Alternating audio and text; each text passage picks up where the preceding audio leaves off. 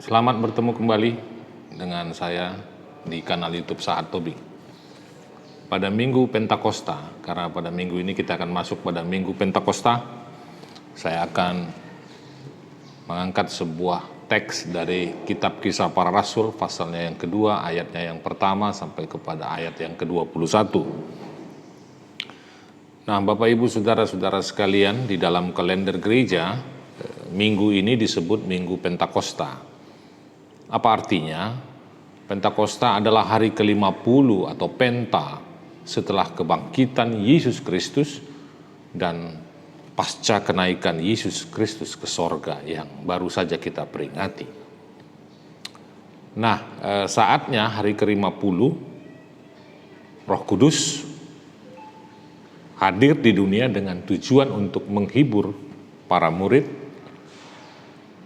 rasul, atau manusia untuk memberi kemampuan dan melanjutkan tugas pelayanan seperti yang pernah Yesus lakukan semasa dia hadir bersama-sama dengan para muridnya. Nah, penting kita coba lihat jika Bapak Ibu sudah membaca teks itu, teks Alkitab tadi, peristiwa turunnya Roh Kudus itu ditandai dengan fenomena alam. Ya, ada disebut tadi bunyi seperti angin keras, lidah-lidah seperti nyala api, bahkan penulis kitab Kisah Para Rasul mengutip nubuatan Nabi Yoel, di mana disebut di situ bahwa matahari akan menjadi gelap, bulan menjadi darah dan seterusnya. Jadi ada fenomena alam yang menandakan peristiwa turunnya Roh Kudus. Nah, yang berikutnya sepertinya Roh Kudus itu hanya untuk sekelompok orang. Jadi sifatnya tidak untuk semua orang. Sepertinya Roh Kudus tidak turun pada orang-orang di luar murid-murid Yesus. Itu yang diceritakan di Kitab Kisah Para Rasul. Bahkan Roh Kudus tidak turun pada pemimpin-pemimpin bait Allah. Nah, ini tentu menjadi pemikiran juga, tentu ini juga bisa menjadi bahan evaluasi dan kisi-kisi bagi kita di dalam menyampaikan khotbah. Tentu itu mengapa hanya kepada para rasul, para murid Yesus, tidak kepada semua orang dan tidak termasuk kepada para pemimpin-pemimpin bait Allah. Silahkan Bapak Ibu bisa menafsirkannya. Nah, yang berikutnya para rasul itu diberikan keahlian khusus yang tidak dimiliki oleh orang lain, termasuk orang saleh yang beragama Yahudi. Ada kemampuan khusus. Nah, misalnya kemampuan berbahasa di luar bahasa para rasul, ya, di luar dari bahasa yang digunakan oleh para murid-murid Yesus. Jadi mereka mampu berbahasa yang bukan bahasanya, tetapi bahasa orang lain, dan orang lain yang mendengarkan bahasa itu mengerti apa yang disampaikannya.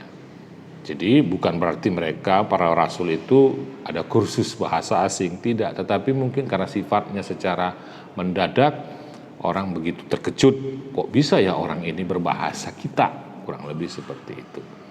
Nah, turunnya Roh Kudus juga adalah disebutkan di dalam Kitab Para Rasul sebagai nubuatan Nabi Yoel bahwa Roh Kudus selanjutnya akan turun kepada semua orang yang berseru kepadanya.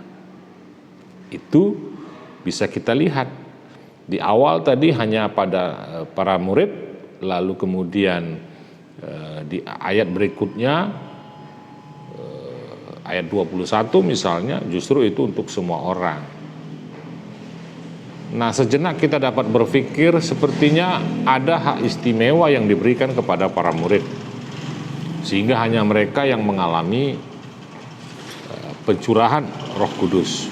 Bisa saja iya, dan sah-sah saja hal itu bisa terjadi mengingat hanya mereka yang cukup lama bersama-sama dengan Yesus di dunia.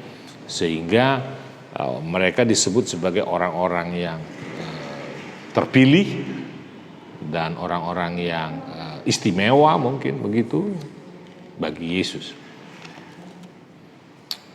Hanya saja perkembangan selanjutnya ternyata setiap manusia dapat mengalami pencurahan Roh Kudus bagi siapa saja yang berseru kepadanya. Nah, dengan begitu dapat dikatakan bahwa Roh Kudus ternyata bekerja dan terbuka bagi siapa saja. Sehingga tidak boleh ada klaim-klaim bahwa Anda memiliki Roh Kudus, orang lain tidak. Gerejaku memiliki Roh Kudus, gereja yang lain tidak, dan seterusnya lah. Ada klaim-klaim seperti itu. Saya nggak tahu, mungkin mereka merefer ke sini sehingga mereka punya kesimpulan-kesimpulan seperti itu. Tetapi ternyata Roh Kudus juga terbuka bagi semua orang pasca pencurahan Roh Kudus. Nah, namun perlu dicatat bahwa pekerjaan Roh Kudus adalah penghibur dan sumber pengetahuan yang orang lain belum pikirkan dan ketahui. Roh Kudus berkarya sekehendak dan sebebasnya, bekerja bagi siapapun. Roh Kudus bekerja pada seseorang ketika dia menyembuhkan, bukan melukakan. Roh Kudus ternyata bekerja pada saat seseorang itu mampu membangkitkan orang yang jatuh dan bukan menjatuhkan orang misalnya. Nah, saudara-saudara sekalian, kemudian kita dapat menyaksikan bagaimana Petrus memperbaiki cara pandang orang tentang peristiwa turunnya Roh Kudus dan menghubungkannya dengan kekacauan alam yang akan terjadi pada hari-hari terakhir. Petrus melihat bahwa Roh Kudus memiliki peran penting dalam konteks perjalanan dunia sesudah kematian, kebangkitan, dan kenaikan Yesus ke sorga. Apa peran penting itu? Bahwa Roh Kudus memproklamasikan sekaligus berfungsi untuk menegaskan bahwa Tuhan tidak membiarkan dunia, kosmos, dan segala makhluk itu berjalan tanpa arah.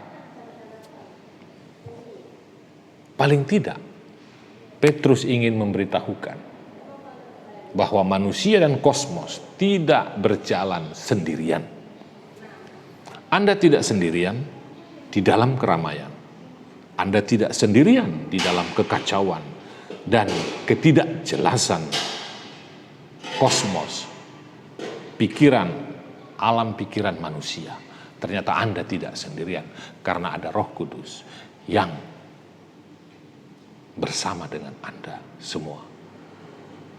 Jalani hidup kita bersama dan semoga Tuhan memberkati kita semua, seluruh ciptaannya.